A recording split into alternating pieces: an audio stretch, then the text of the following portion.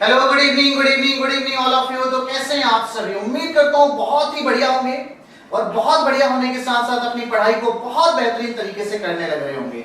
तो साथियों, आप सभी को पता है मैं डेली शाम के 7 बजे आप सभी के लिए लेकर के आता हूँ इस reasoning book with Piyush Wasne sir की बुक का कंप्लीट वीडियो सॉल्यूशन। और कल मैंने आप लोगों को पढ़ाया था डाइस का कॉन्सेप्ट के साथ साथ क्वेश्चन का सॉल्यूशन, जो आप लोगों ने डिमांड करी थी।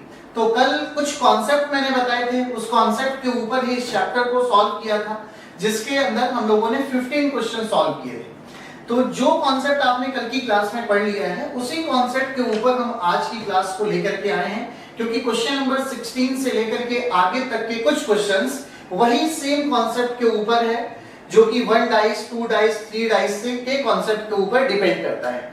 तो फटाफट से एक बार अपने सभी साथियों को अपने इस क्लास के लिंक को शेयर कर दीजिए और पहले बता दीजिए कि ऑडियो एंड वीडियो आप लोगों तक प्रॉपर वे में पहुंच रही है क्या।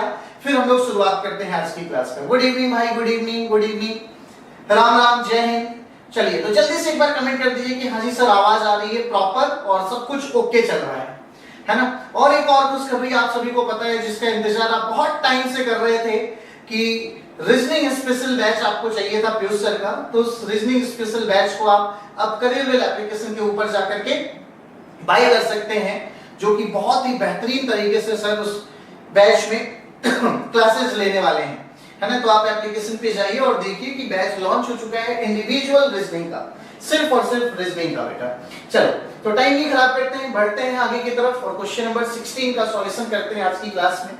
आपसे क्वेश्चन ने पूछा है कि इन दोनों डाइस की हेल्प से इन चारों में से कौन सा डाइस बनाया जा सकता है। तो आपको पता है कि जब भी दो डाइस हमें नजर आती है, तो हमें इन दोनों डाइस में 3 कॉन्सेप्ट देखने होते हैं कि इन दोनों डाइस में सिर्फ एक नंबर कॉमन नजर आ रहा है, 2 नंबर कॉमन नजर आ रहा है, या कोई भी नंबर कॉमन नजर नहीं आ रहा है। हाँ ठीक है, अब आप लोग पढ़ लीजिए, अब कमेंट पर थोड़ा सा कम ध्यान दीजिएगा, है ना।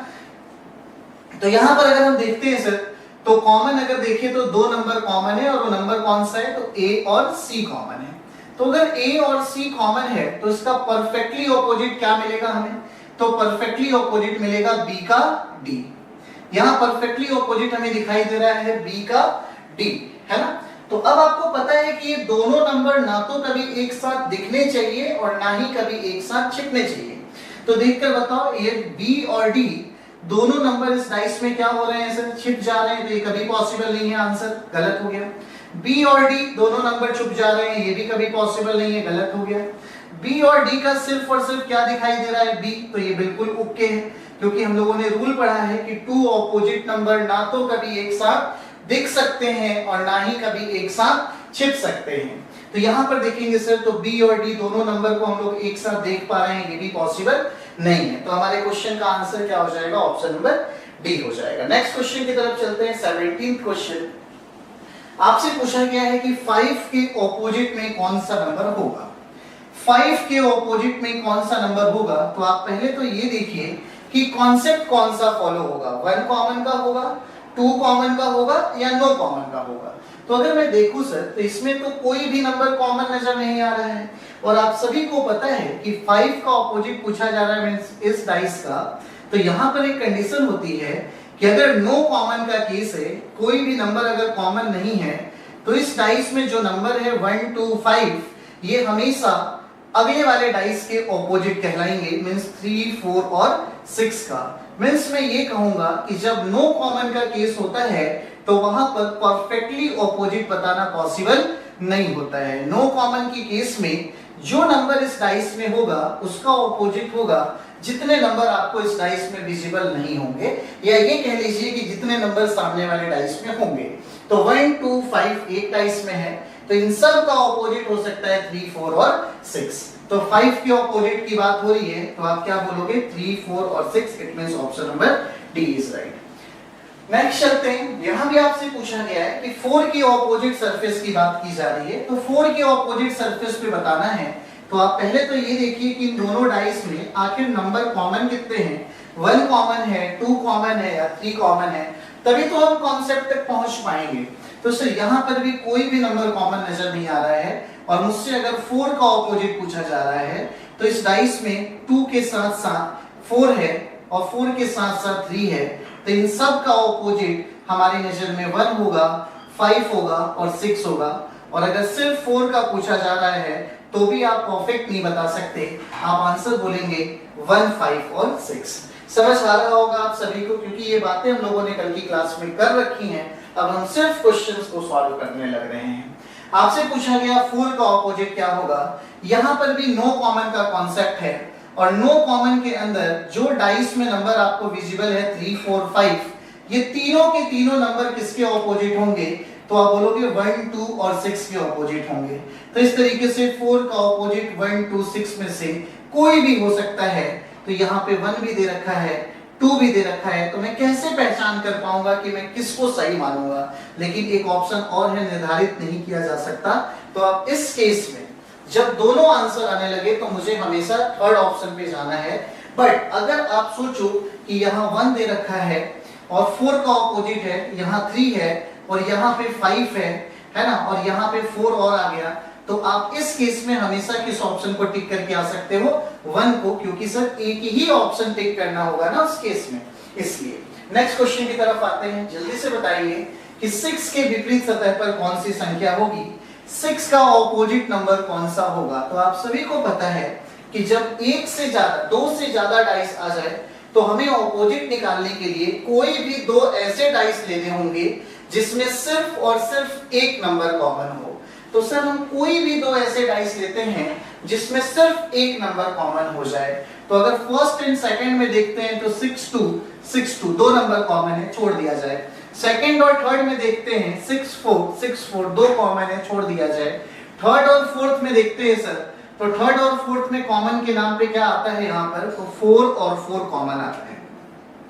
थर्ड और फोर्थ डाइस में कॉमन क्या है, 4। और आपको पता है कि जब 2 डाइस में एक नंबर कॉमन होता है तो हम लोगों ने 1 कॉमन ट्रिक बहुत इजी तरीके से समझा था। 1 कॉमन ट्रिक बहुत इजी तरीके से समझा था। और कैसे समझा था सर, तो सबसे पहले कॉमन का ऑपोजिट होता है जो नंबर इन दोनों डाइस में विजिबल नहीं है। और कौन सा नंबर विजिबल नहीं है, तो 3। सर 4 के बाद 6 है, तो 6 का ऑपोजिट होगा इधर 4 के बाद क्या है, 1।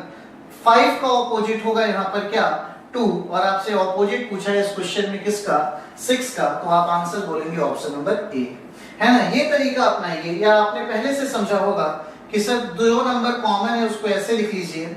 4 से क्लॉकवाइज में चलेंगे तो 6 to 5 पहुंचेंगे, इधर 4 से क्लॉकवाइज में चलेंगे तो 1 से 2 पहुंचेंगे, और जो नंबर विजिबल नहीं है उसको यहाँ लिख देंगे, तो यहाँ पे क्या आ जाएगा, 3। तो 4 का 3, 6 का ऑपोजिट 1, 5 का 2। किसी भी तरीके से आप कर सकते हैं, आप बिल्कुल आजाद हैं।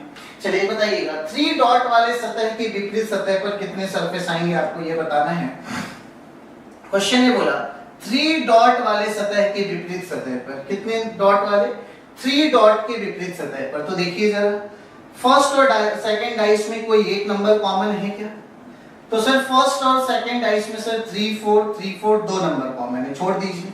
सेकंड और थर्ड डाइस में देखकर बताइए कोई एक कॉमन है क्या, तो सर 4 कॉमन है, सिर्फ और सिर्फ क्या कॉमन है, 4 कॉमन है, 4 कॉमन है। तो जब 2 डाइस में एक नंबर कॉमन हो जाए 4 और 4, जब 2 डाइस में एक नंबर कॉमन हो जाए 4 और 4, तो आप ऑपोजिट निकाल सकते हैं किसका, 3 का। तो बताइए 3 क्लॉकवाइज में कितने स्टेप के बाद है, तो आप कहोगे 2 स्टेप के बाद है ना। तो इधर भी क्लॉकवाइज में 2 स्टेप के बाद क्या आ जाएगा, 5। तो आंसर आप क्या टिक करके आ जाओगे, 5 करके आ जाओगे। या आपने एक तरीका और सीखा होगा कि सर जो कॉमन है 4, 4 लिख दिया, 4 की क्लॉकवाइज में चल रहे हैं तो 1 के पास जा रहे हैं और 3 के पास जा रहे हैं। इस 4 से क्लॉकवाइज में चल रहे हैं तो 6 के पास जा रहे हैं और 5 के पास जा रहे हैं। कौन सा नंबर आपको नहीं दिख रहा है, 2, तो आप यहाँ पे 2 लिख लीजिए। तो 2 का ऑपोजिट 4, 1 का 6, 3 का 5, और पहले भी आंसर यही आया था। तो दोनों मेथड ओके हैं, आप जिस पे जाना चाहते हैं आप चले जाइए। चलिए जल्दी से बताइए कि 6 का ऑपोजिट क्या होगा, और एक बार फटाफट से सेशन को लाइक कर दीजिए, थोड़े बहुत अपने दोस्तों को बता दीजिए कि क्लास चलती है। आपको अच्छी नहीं लग रही क्लास, ये बताइए, क्या जो मैं एक्सप्लेन कर रहा हूँ आपको समझ नहीं आ रहा है? ऐसा तो है नहीं, समझ में तो सब आ रहा होगा, तो क्यों तना तना छोड़ रहे हैं आप हमें? फटाफट से कुछ दोस्तों को बुला कर ले आइए, अपनी क्लास, इस क्लास को अपने स्टेटस पे लगाइए, अपने इंस्टाग्राम स्टोरी पे लगा दीजिए, जिससे लोगों को पता तो चले कि एक शाम के 7 बजे हमारी क्लास होती है, वो भी रीजनिंग बुक सॉल्यूशन की क्लास होती है। कितनी बड़ी बात है ना ये, है ना, कि आपके पास अगर बुक है तो आप उसके सॉल्यूशन खुद ना करके भी हमारे साथ कर सकते हैं, तो ये आपके लिए ही है बेटा। देखिए 6 का ऑपोजिट बताना है, तो आप बताइए इन दोनों डाइस में कोई एक नंबर कॉमन है क्या? तो सर 4 5 4 5 दो कॉमन है, छोड़ दीजिए। सेकंड और थर्ड डाइस में कोई एक नंबर कॉमन है क्या? तो हाँ सर बिल्कुल कॉमन है, और वो कॉमन क्या है? तो 5। बिल्कुल कॉमन है, और वो कॉमन क्या है सर? तो 5 है। तो मुझसे किसका ऑपोजिट पूछा गया? 6 का। तो बताओ 5 के कितने स्टेप के बाद 6 है? तो 2 स्टेप के बाद, है ना। 5 के कितने स्टेप के बाद 6 है? 2। तो इधर 2 स्टेप के बाद मुझे क्या मिलेगा? 4 मिलेगा। तो 5 के 2 स्टेप के बाद अगर 6 है और इधर 2 स्टेप के बाद 4 है, तो 6 का ऑपोजिट क्या हो जाता है? 4 हो जाता है। Option number C. लिख के करना है तो आप ऐसे कर लीजिए, 5 क्लॉकवाइज में जाएंगे तो 2 आएगा और 4 आएगा। यहाँ 5 से क्लॉकवाइज में जाएंगे तो 3 आएगा और 6 आएगा। आपको दिख रहा है कौन सा नंबर नहीं विजिबल है? तो 1, तो यहाँ पे 1 लिख दिया। तो 4 का ऑपोजिट क्या हो गया? 6, और 6 का ऑपोजिट 4। नेक्स्ट क्वेश्चन सिमिलरली बिल्कुल सेम क्वेश्चन है, 2 का ऑपोजिट बताना है आपको। तो देखिए 2 का ऑपोजिट बताना है सर, तो इन दोनों डाइस में दो नंबर कॉमन है, 2 4 2 4, छोड़ दीजिए। इन दोनों डाइस में भी 3 4 3 4 दो कॉमन है, छोड़ दीजिए। इन दोनों डाइस में सिर्फ और सिर्फ एक नंबर कॉमन है, और वो कॉमन कौन सा है सर? तो 3। और मुझे किसका ऑपोजिट चाहिए? 2 का। तो 3 के क्लॉकवाइज डायरेक्शन में 2 कितने स्टेप के बाद है? तो आपको होगा सर 2 स्टेप के बाद है। तो इसके 2 स्टेप के बाद आपके पास क्या आ जाएगा? 5 आ जाएगा। इसके 2 स्टेप के बाद क्या आएगा? 5। और इसके 2 स्टेप के बाद क्या आएगा? 2। तो सर 2 का ऑपोजिट क्या हो जाएगा? तो आप कहोगे 5 हो जाएगा। क्या हो जाएगा? 5 हो जाएगा। क्लियर है मेरी बात? है ना, क्योंकि कॉमन से ही मूव करना होता है। तो कॉमन से 2 स्टेप के बाद है, इधर कॉमन से 2 स्टेप के बाद है, इसलिए आंसर क्या हो जाएगा? 5। नेक्स्ट क्वेश्चन जल्दी से बताइएगा। यहां पर पूछा गया कि निचली सतह पर कौन सी संख्या होगी जब पासा चित्र थर्ड में दिखाए गए अनुसार है। मतलब एक बात बताइए, इस नीचे की सरफेस पे कौन सी संख्या होगी थर्ड में? तो आप कहोगे जो टॉप पे होगा उसका ऑपोजिट ही तो नीचे होगा। क्वेश्चन ने बोला कि जो थर्ड डाइस है उस थर्ड डाइस के नीचे वाली सरफेस पे, बॉटम पे बताओ क्या आएगा? तो जाहिर सी बात है सर कि बॉटम पे तो वही आएगा ना जो टॉप का ऑपोजिट होगा, और टॉप यहाँ पे क्या है? 3। तो आपसे सही मायने में इन्होंने 3 का क्या पूछा है? ऑपोजिट पूछा है। 3 का क्या पूछा है? ऑपोजिट पूछा है। तो बताइए इन दोनों डाइस में कोई नंबर कॉमन नहीं है, इन दोनों डाइस में कोई नंबर कॉमन, तो आप यहां से निकाल सकते हो। क्यों? क्योंकि यहां पर सिर्फ 3 का ऑपोजिट अगर फाइंड करना है तो कॉमन तो 5 4 5 4 है, और आपको पता है कि जब दो डाइस में दो नंबर कॉमन होते हैं तो जो बच गया वो एक दूसरे का ऑपोजिट हो जाता है। तो 3 का ऑपोजिट यहाँ पर क्या हो जाएगा? 6। तो नीचे वाली सरफेस पे यहाँ पर क्या आ जाएगा? 6। It means option number D. आप चाहे तो 1 कॉमन ट्रिक भी फॉलो कर सकते हैं, कोई दिक्कत नहीं है। जैसे फर्स्ट सेकंड और फोर्थ डाइस में कॉमन देखिए तो क्या मिल रहा है? 5 मिल रहा है। कॉमन क्या मिल रहा है? 5 मिल रहा है। तो इस डाइस में 5 से क्लॉकवाइज चलेंगे 6, 6 से चलेंगे 4। इस डाइस में क्लॉकवाइज चलेंगे 5 से तो 3, और 3 से 2। आपके पास क्या पूछा गया? ऑपोजिट पूछा गया किसका?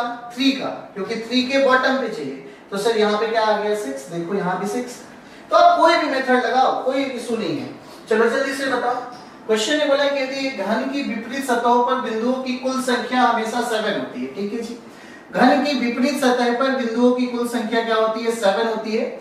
और अगर ऑपोजिट सरफेस का सम अगर 7 होता है तो वो डाइस कौन सी होती है हमारी?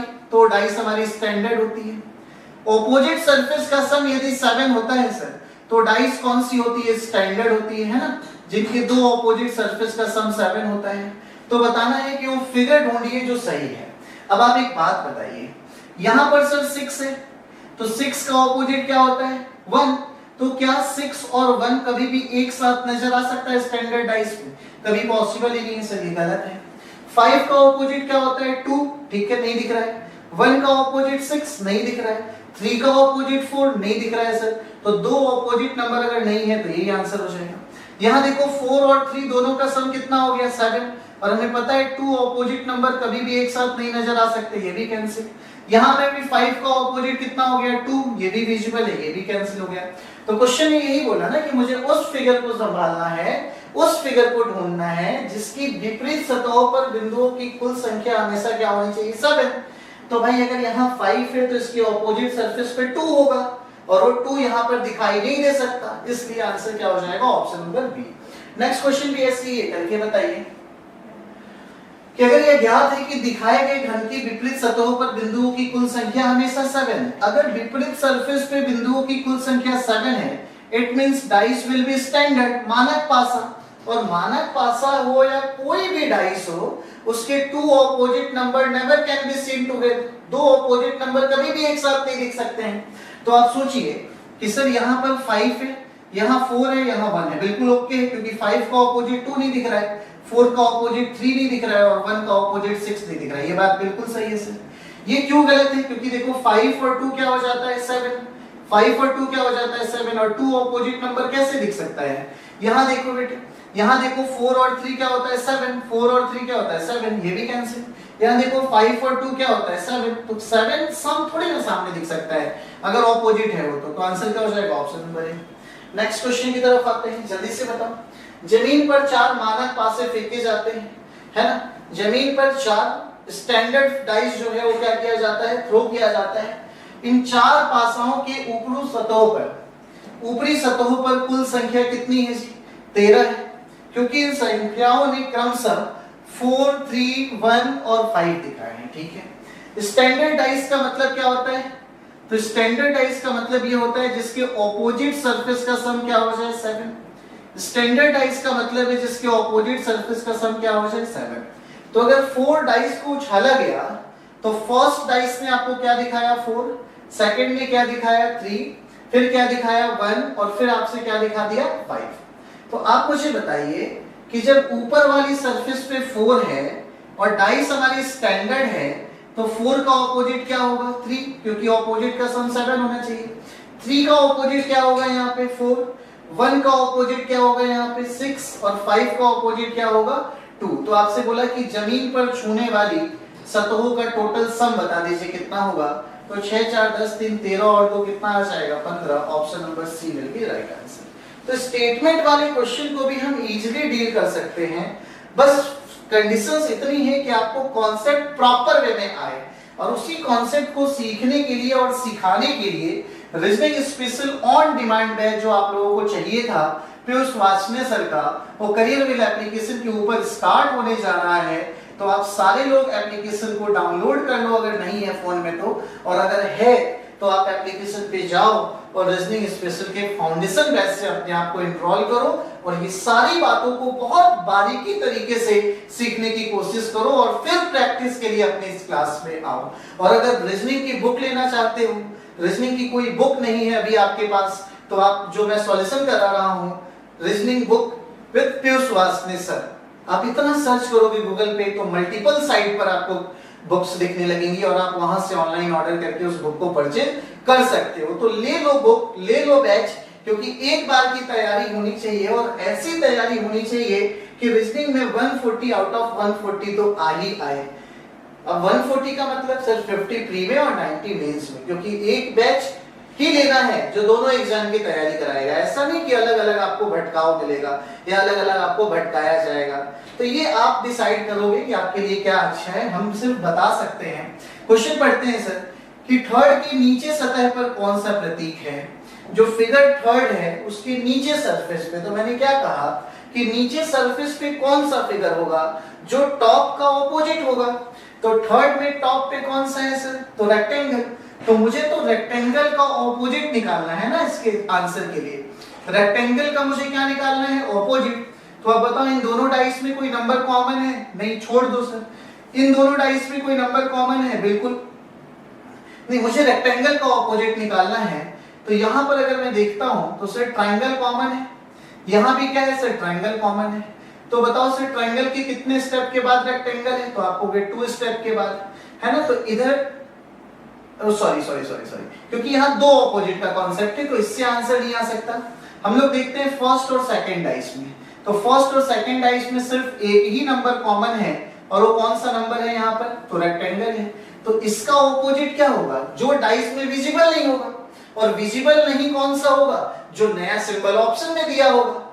समझ रहे हो मेरी बात? भाई टोटल डाइस में 6 फिगर होते हैं, तो 1, 2, 3, 4, 5 फिगर तो विजिबल है, तो कौन सा विजिबल नहीं होगा? जो न्यू फिगर होगा। तो सिर्फ इस रेक्टेंगल का ऑपोजिट होगा जो नया फिगर होगा, और इस क्वेश्चन के अंदर नया फिगर कौन सा है सर? Option number D. क्यों? क्योंकि ट्रायंगल पहले से है, सर्कल के अंदर सर्कल पहले से है, ये सर्कल पहले से दिया हुआ है। ओके होगी बात मेरी? चलो नेक्स्ट क्वेश्चन पे आते हैं, जल्दी से बताओ। आपसे पूछा इज इक्वल टू वाले सरफेस के विपरीत सतह पर क्या आएगा? आपसे पूछा इस इज इक्वल टू के बगल में क्या है, ऑपोजिट पे क्या आएगा? तो अगर मैं सेकंड और थर्ड डाइस को कंपेयर कराता हूं, सेकंड और थर्ड डाइस को कंपेयर कराता हूं, तो यहां पर नंबर कॉमन कितने हो रहे हैं? 2। यहां पर नंबर कॉमन कितने हो रहे हैं? 2। और जब 2 नंबर कॉमन होते हैं तो जो बच गया वो एक दूसरे का परफेक्टली ऑपोजिट हो जाता है। तो इज इक्वल टू का परफेक्टली ऑपोजिट क्या हो जाएगा? Option number C. It means all की कंडीशन हो जाएगी, सर्कल के अंदर सर्कल। ट्रायंगल का ऑपोजिट बताना है सर मुझे कि ट्रायंगल का ऑपोजिट कौन सा होगा? तो ट्रायंगल का ऑपोजिट क्या हम इन दोनों डाइस से निकाल सकते हैं? इजीली, बिल्कुल निकाल सकते हैं सर। क्यों? क्योंकि यहाँ पे ये दोनों नंबर कॉमन है। आपको पता है कि यहाँ पर स्क्वायर, ये रेक्टेंगल क्या है? कॉमन है, कॉमन है। तो ट्रायंगल का ऑपोजिट पूछा तो कॉमन के कितने स्टेप के बाद है ट्रायंगल? 1 स्टेप के बाद। इधर 1 स्टेप के बाद क्या हो जाएगा? सर्कल हो जाएगा। तो आंसर हो गया ऑप्शन नंबर ए। तो लिखना कुछ भी नहीं है, विदाउट पेन क्वेश्चन का आंसर करना है। वो लिखने वाला तरीका है ना, हमें बचना है उस तरीके से। चलिए बताइए 2 के ऑपोजिट पर आप कौन सी वैल्यू को रखेंगे? 2 का ऑपोजिट आपके सामने कौन सा आएगा, आपको ये बताना है। तो सर देखते हैं कोई भी दो ऐसा डाइस जिसमें सिर्फ और सिर्फ एक नंबर कॉमन है। तो फर्स्ट और सेकंड डाइस में कोई एक नंबर कॉमन है, और वो नंबर कौन सा है सर? तो 6 है। सर फर्स्ट और सेकंड में एक नंबर कॉमन है, वो कौन सा है? 6। और बताइए कॉमन का ऑपोजिट हम लोगों ने क्या सीखा है? तो कॉमन का ऑपोजिट होता है जो नंबर हमें डाइस में दिखाई नहीं दे रहा है। तो 1 से 6 तक क्या नहीं दिखाई दे रहा है? तो 2 नहीं दिखाई दे रहा है। तो इस तरीके से 6 का ऑपोजिट क्या हो जाएगा? 2, और 2 का ऑपोजिट क्या हो जाएगा? 6 हो जाएगा। और आप लोग कैसे करते हो सर? तो 6 को 6 रखा, क्लॉकवाइज में किया तो 4 से कहां चले गए हम? 1। उधर भी 6 से क्लॉकवाइज में कहां चले जाएंगे? 3 से 5। मैं कहता हूं ऐसा क्यों करना है? ऐसा क्यों करना है ना? जब चीजें हमारे सामने डायरेक्ट हो सकती हैं तो मैं इस मेथड को क्यों याद करूं, क्यों मैं लिखूं इसको बार बार? सीधे सीधे सर 6 कॉमन हो गया। 2 का ऑपोजिट चाहिए, 2 नहीं दिख रहा है, तो नहीं दिखने का ऑपोजिट क्या हो जाएगा? कॉमन। और कॉमन का ऑपोजिट क्या हो जाएगा? जो नहीं दिख रहा है। नेक्स्ट पे आते हैं। आपसे पूछा गया है सर कि ए का ऑपोजिट क्या होगा? आपसे यहां पूछा गया है ए का ऑपोजिट क्या होगा? ए का ऑपोजिट बताइए।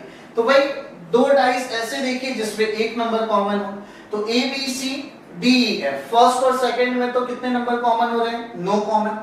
सेकंड और थर्ड डाइस में देखिए तो डी ई कॉमन है ना? डी और ई कॉमन है, तो ये भी हमारे काम का नहीं है, छोड़ दीजिए। फर्स्ट एंड थर्ड डाइस में अगर हम देखते हैं तो एक नंबर कॉमन है, और वो कौन सा है? तो सी। फर्स्ट एंड थर्ड डाइस में देखते हैं तो क्या कॉमन हो रहा है सर? तो फर्स्ट एंड थर्ड में कॉमन के नाम पे क्या है? तो सी है। आपको किसका ऑपोजिट चाहिए? ए का। तो बताइए कॉमन के कितने स्टेप के बाद ए है? आप बोलोगे 1 स्टेप के बाद ए है। तो इधर कॉमन के 1 स्टेप के बाद क्या हो जाएगा? तो कॉमन के 1 स्टेप के बाद ई हो जाएगा। तो इसलिए ए का ऑपोजिट क्या हो जाएगा यहाँ पर? ऑप्शन नंबर सी। क्लियर है? आइए अब इसके ऊपर टोटल 4 क्वेश्चन है जो कि आपको करना है तसल्ली से, वो भी है ना। टोटल 4 क्वेश्चन है। बताइए आपसे पूछा फिगर x में नीचे की ओर कौन सी संख्या निहित है? तो फिगर x ये है, और नीचे की ओर कौन सी संख्या होगी? जो टॉप होगा उसका ऑपोजिट। नीचे की ओर कौन सी संख्या होगी? जो टॉप होगा उसका ऑपोजिट। तो आपसे ना 5 का ऑपोजिट पूछ रहा है। आपसे यहाँ पर किसका ऑपोजिट पूछ रहा है जी? 5 का ऑपोजिट पूछ रहा है, 5 का। तो आप बताइए 5 का ऑपोजिट कैसे करेंगे? तो देखिए इन दोनों डाइस में कौन सा नंबर कॉमन है? तो आपको एक नंबर कौन सा है? 4 है ना। 4 कॉमन है। तो 4 के कितने स्टेप के बाद 5 है? तो आप कहोगे 1 स्टेप के बाद। तो इधर कॉमन के 1 स्टेप के बाद क्या हो जाएगा? 3। तो आंसर हो गया ऑप्शन नंबर बी। या आप लिखना चाहो तो आप लिखो, मुझे कोई दिक्कत नहीं है, लेकिन मैं कह रहा हूं छोड़ो, नया सीखो। 4 से क्लॉकवाइज में चलेंगे तो 5 से क्लॉकवाइज में चलेंगे तो 1, इधर 4 से क्लॉकवाइज में चलेंगे तो 3 और क्लॉकवाइज में चलेंगे तो 6। आपसे पूछा 5 के ऑपोजिट क्या आएगा? तो 3 आएगा। आंसर लिख लिया हमने।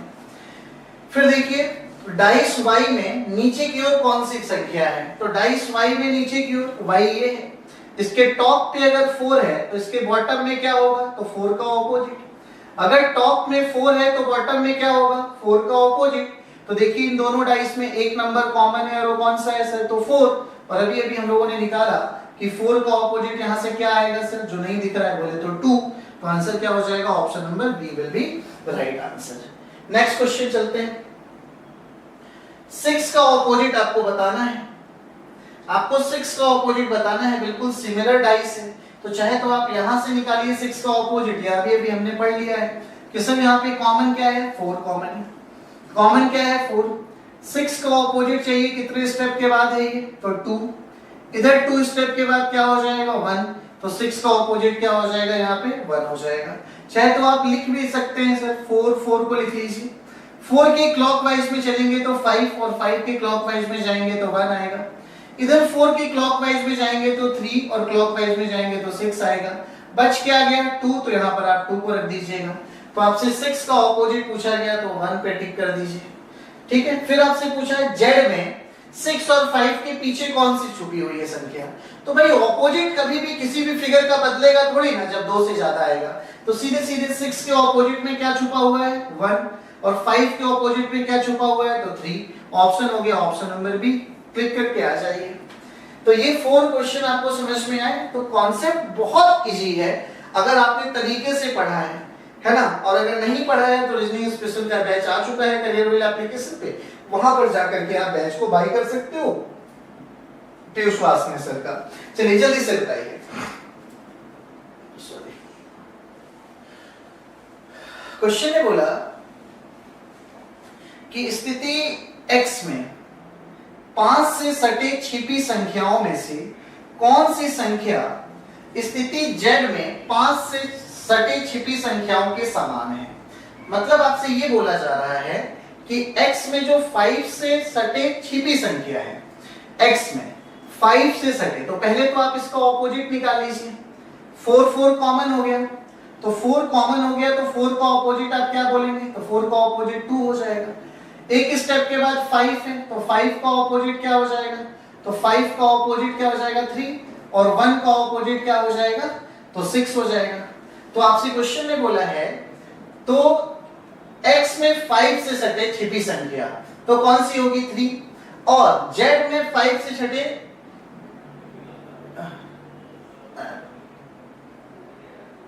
छिपी संख्या, अच्छा तो फिर कोई भी नहीं होगा क्योंकि सिर्फ 5 का ऑपोजिट ही तो पूछ रहा है सही मायने में। तो 5 का ऑपोजिट यहाँ पे क्या हो जाएगा, 3।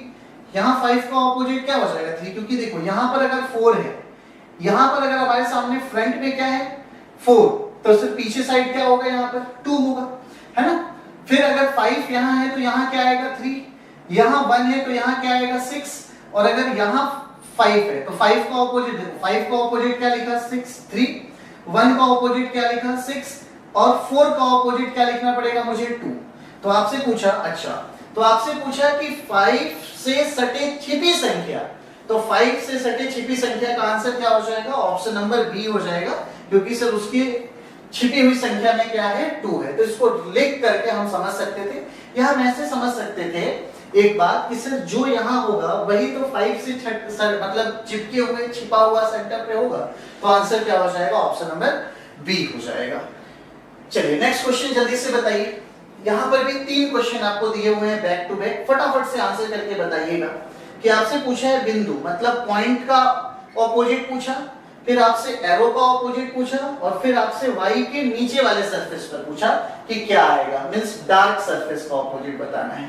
तो जी बताइए, कोई भी 2 डाइस ले लीजिए जिसमें एक नंबर कॉमन हो, आपका आंसर डायरेक्ट आ जाएगा, है ना। एक बार शेयर कर दो यार क्लास को, आप देख रहे हो इतने सारे क्वेश्चंस करा रहे हैं हम, बहुत बेहतरीन तरीके से कराने लग रहे हैं।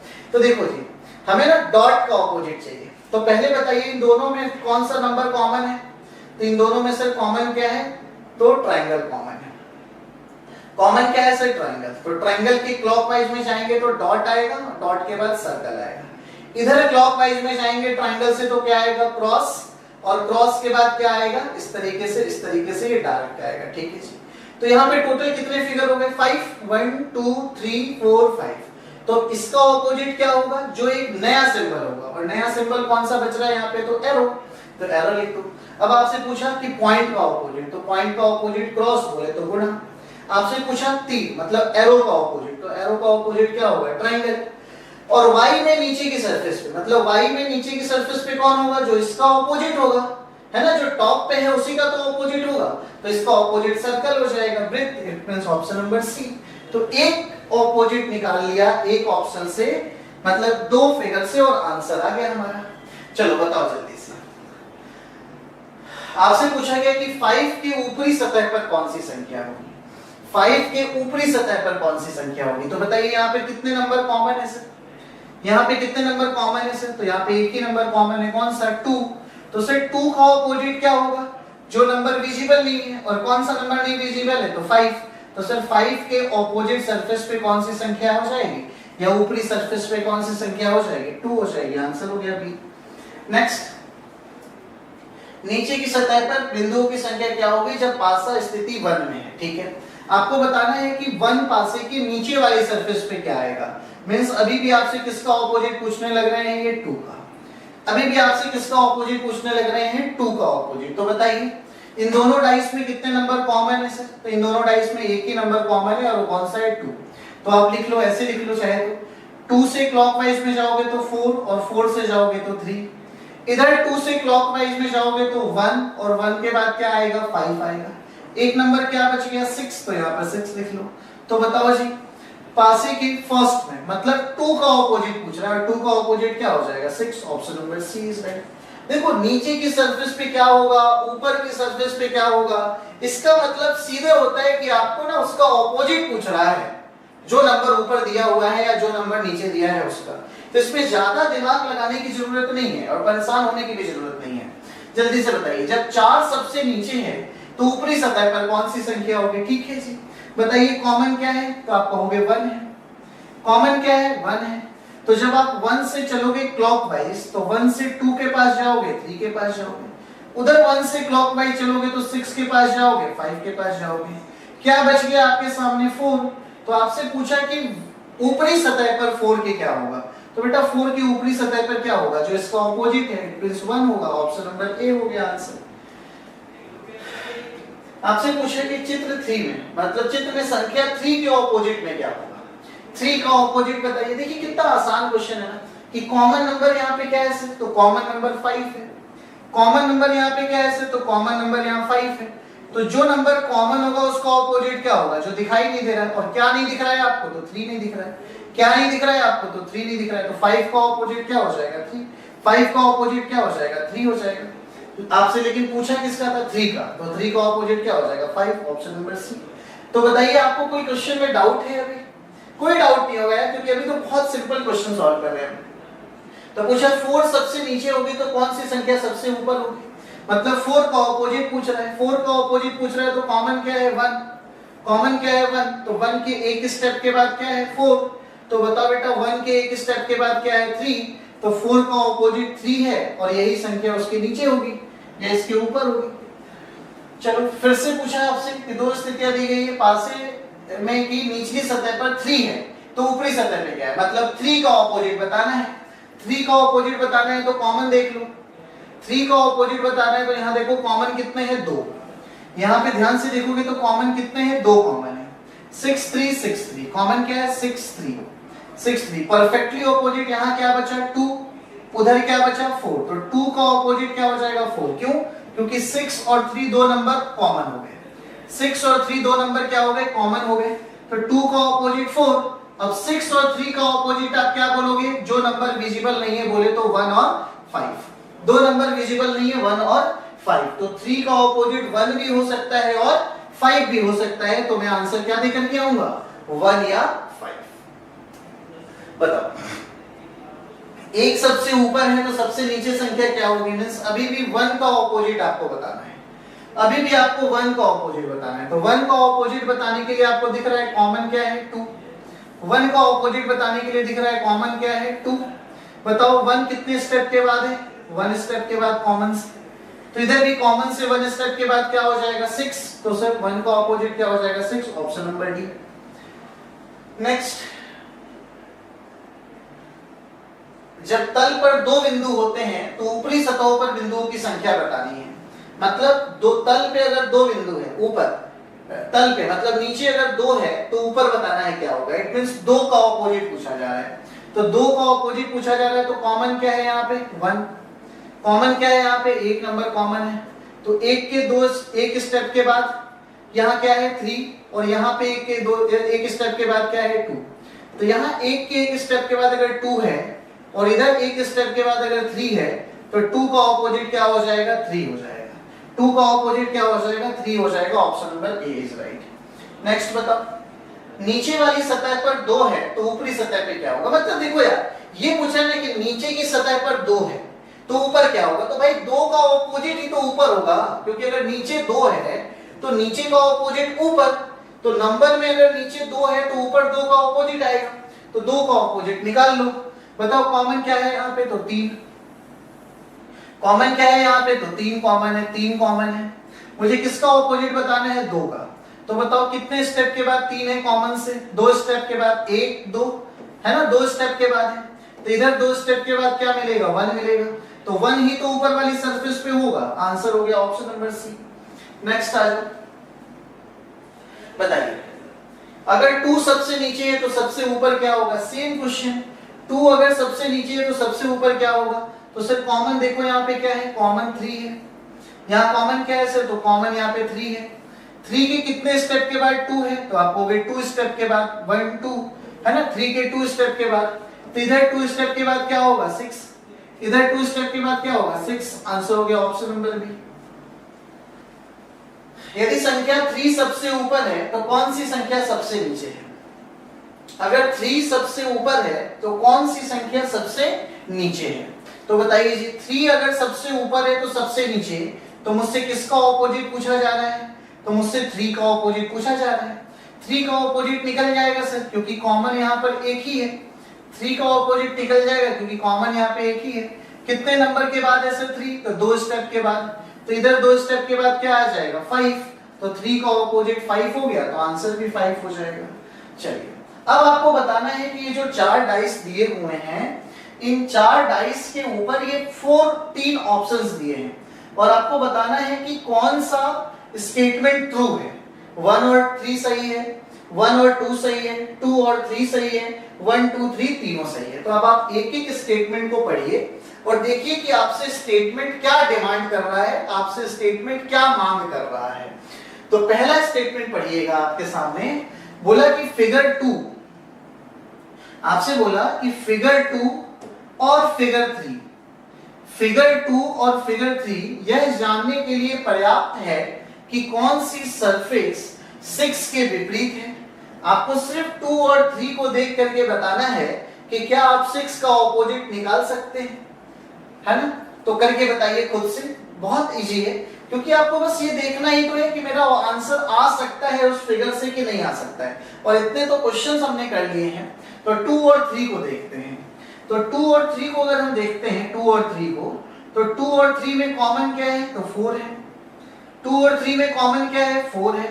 तो आप बताओ अगर 2 डाइस में एक नंबर कॉमन है तो क्या मैं 6 का ऑपोजिट नहीं निकाल सकता हूं? बिल्कुल निकाल सकता हूं सर, क्योंकि ये एक स्टेप के बाद है, तो इधर एक स्टेप के बाद क्या हो जाएगा 1, तो यहां से बिल्कुल आ सकता है सर 6 का ऑपोजिट 1, ये परफेक्ट है।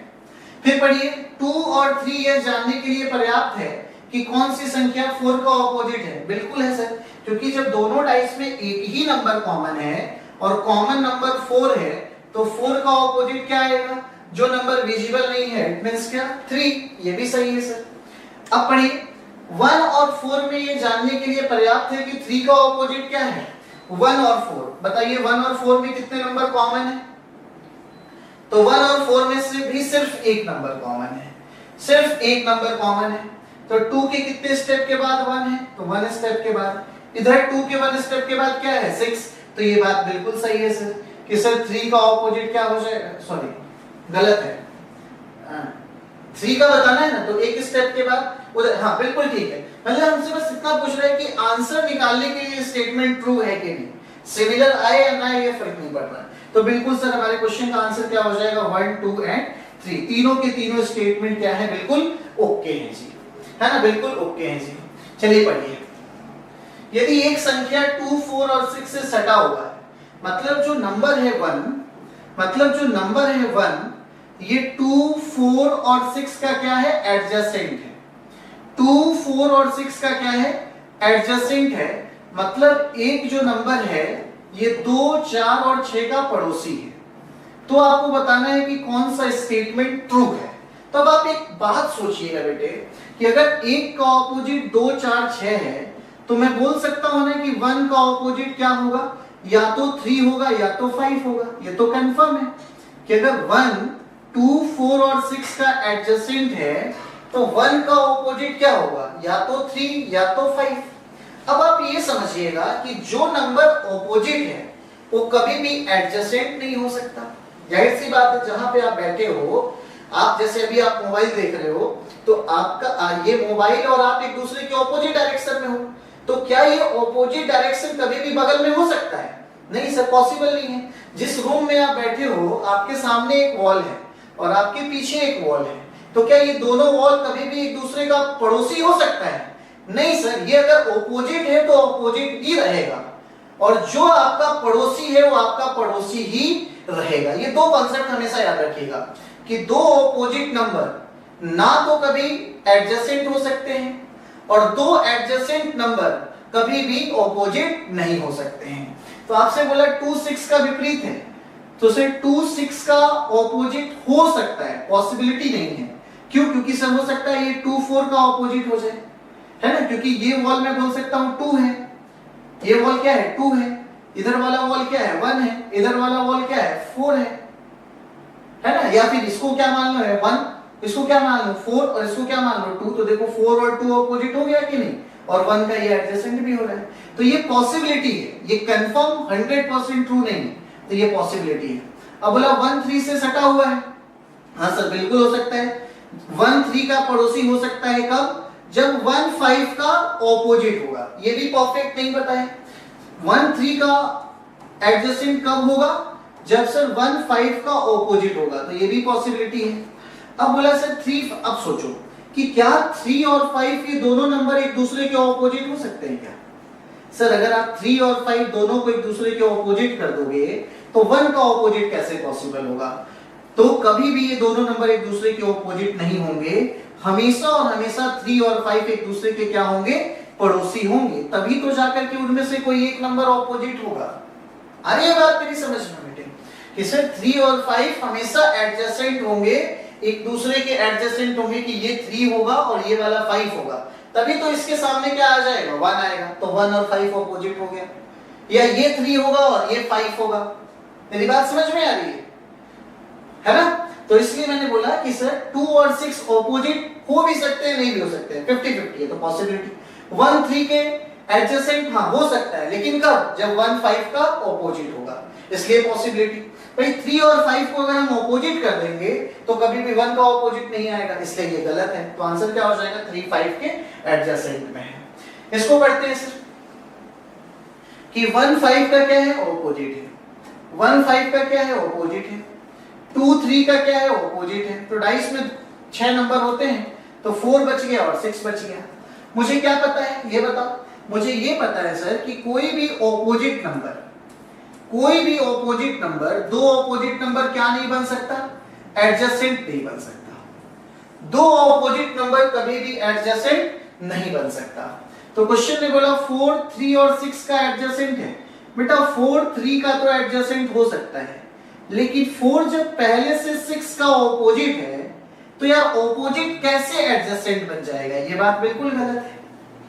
मेरी बात समझ में आई कि 4, 3 का एडजेसेंट हो सकता है, बट 4 पहले से 6 का ऑपोजिट है और ऑपोजिट नंबर को आप कैसे एडजेसेंट लिख सकते हो? इसलिए गलत है।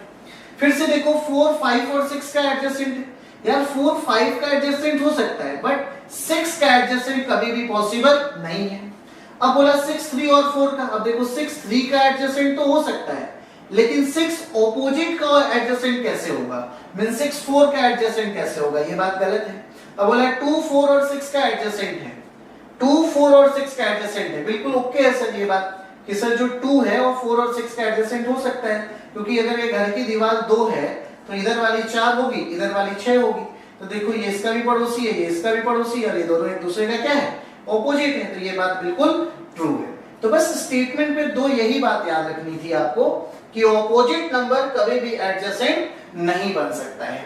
चलिए अब ये बताइए जल्दी से, अभी अभी मैंने समझाया कि आपसे बोला कि क्वेश्चन जो है 1 जो नंबर है 1 वो 2, 3 और 5 का क्या है, एडजेसेंट है। तो अगर 1, 2, 3, 5 का एडजेसेंट है तो 1 ऑपोजिट किसका किसका होगा, तो आप कहोगे 1 ऑपोजिट 4 और 6 का होगा जी, है ना। अगर 1, 2, 3, 5 का एडजेसेंट है तो 1 का ऑपोजिट क्या होगा, 4 और 6 होगा। अब अगर 1 का ऑपोजिट 4 और 6 में से कोई एक है तो क्या 4 और 6 कभी भी ऑपोजिट होंगे, नहीं होंगे। और जब 4 और 6 ऑपोजिट नहीं होंगे तो हमेशा क्या होंगे, एडजेसेंट होंगे। तो देखो 4 और 6 समीप है, बिल्कुल सही बात है सर। 2, 5 का एडजेसेंट है, नहीं सर कोई जरूरी नहीं है, हो सकता है ये इसका ऑपोजिट भी हो जाए, पॉसिबिलिटी है। 1, 6 का एडजेसेंट है सर, 1, 6 का एडजेसेंट हो सकता है कब, जब 1 का ऑपोजिट 4 है, तो ये भी पॉसिबिलिटी है। वही 1, 4 का एडजेसेंट हो सकता है कब, जब इसका ऑपोजिट 6 हो, तो ये भी क्या है हमारा, पॉसिबिलिटी। तो आंसर क्या देकर के आएंगे, ऑप्शन नंबर ए। तो एक कॉन्सेप्ट के ऊपर आप लोगों ने ये बात भी मेरी समझ ली होगी, है ना। तो चलिए आज हम लोगों ने टोटल 35 क्वेश्चंस के सॉल्यूशन किए अपने इस डाइस के। मैं आपसे एक ही चीज मांगता हूं कि क्लास खत्म होने के बाद ऑफलाइन कमेंट करके जरूर बताया कीजिए कि जो हमारी क्लास होती है आप लोगों को कैसे लगती है, लेकिन आप नहीं करते हैं, है ना। तो ये बात बहुत गलत है। तो मैं इंतजार करता हूं आपके कमेंट का। आप एटलीस्ट बताया तो कीजिए कि आपको ये क्लास कैसी लगती है, आपको जो मैं सॉल्यूशन करा रहा हूं वो सॉल्यूशन समझ में आ रहा है कि नहीं आ रहा है, ठीक है। तो चलिए उम्मीद करता हूं कि आज आप भर भर के कमेंट्स करेंगे। तो मिलते हैं कल की क्लास में, जिसके आगे मैं 51 से लेकर के आगे के क्वेश्चंस के सॉल्यूशंस आप लोगों तक पहुंचाऊंगा। अगर आपको रीजनिंग की बुक बाय करनी है तो आप किसी भी ऑनलाइन प्लेटफॉर्म पे जाकर के reasoning book by Piyush Wasne sir जब डालेंगे तो बुक आ जाएगी और आप उस बुक को बाय कर सकते हैं। साथ ही साथ अगर आपको चाहिए रीजनिंग स्पेशल का बैच, है ना, पीयूष वासने सर का, तो रीजनिंग स्पेशल का बैच बहुत लंबे समय के बाद करियरवेल एप्लीकेशन के ऊपर आ चुका है। तो आप फटाफट से जाइए और वहां से स्पेशल बैच को ले लीजिए बहुत ही कम से कम प्राइस पे। तो चलिए आज के सेशन को यहीं तक रखते हैं। उम्मीद करता हूं आपको मेरी सारी बातें समझ में आ गई होंगी। तो मिलते हैं कल सेम टाइम पर सेम जगह, तब तक के लिए thank you so much, bye bye, take care, love you all.